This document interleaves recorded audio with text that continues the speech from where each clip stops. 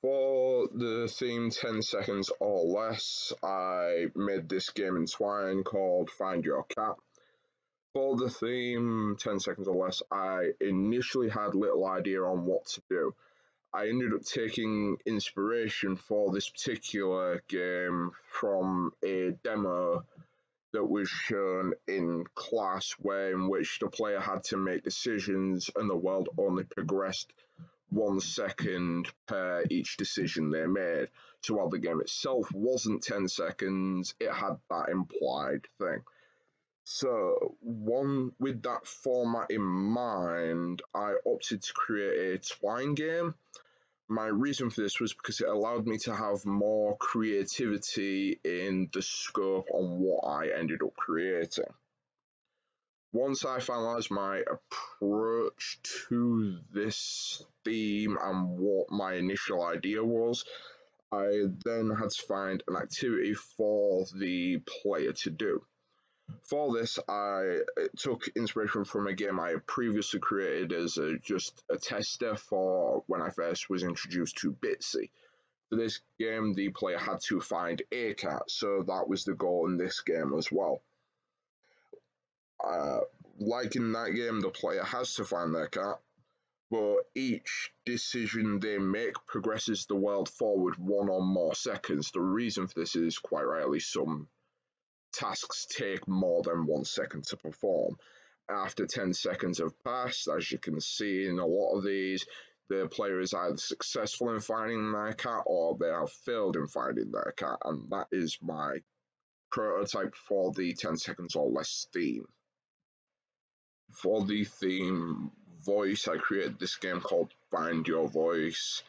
I had a lot of struggle with this particular theme because I had little experience adding in voice or audio to games or apps.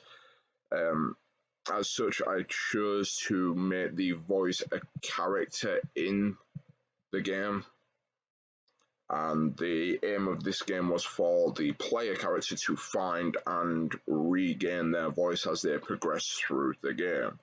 I made the game in Bitsy as it was simplistic. It had a lot of the difficult aspects of it pre-done for me, like the controls, the layouts. I just had to personalize them. So it allowed me to try and spend more time adding in voice or audio, which unfortunately I didn't end up being able to do. As the character progresses through the game, I attempted to add more maze-like features to try and give more difficulty or more enjoyment and engagement to the game. The aim of the game was for the player to regain, obviously, as I previously said, to regain their voice and complete the game as they progress through it. As you can see through me playing this demo, you can see the prototype.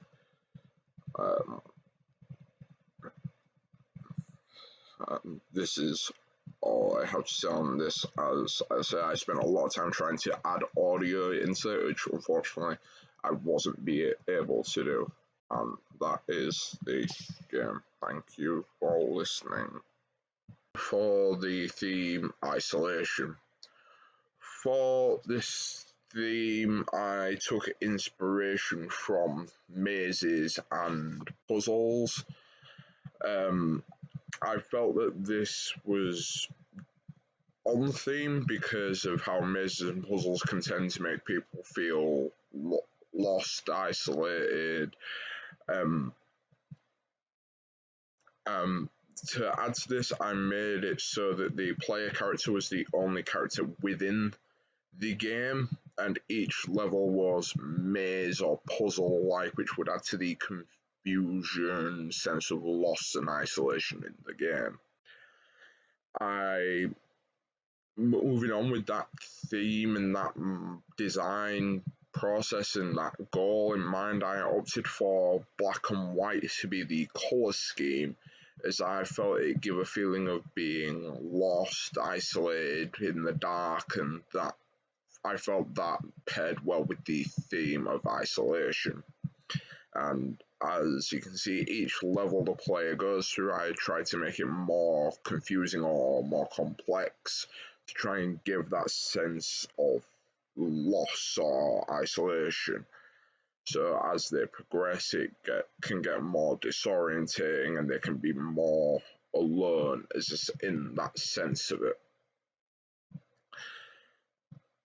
I also made it so there was nothing really to interact with, no real players, no real anything really outside of this one key that I added into it. That was to make the player feel more isolated, for me, the character feel more isolated.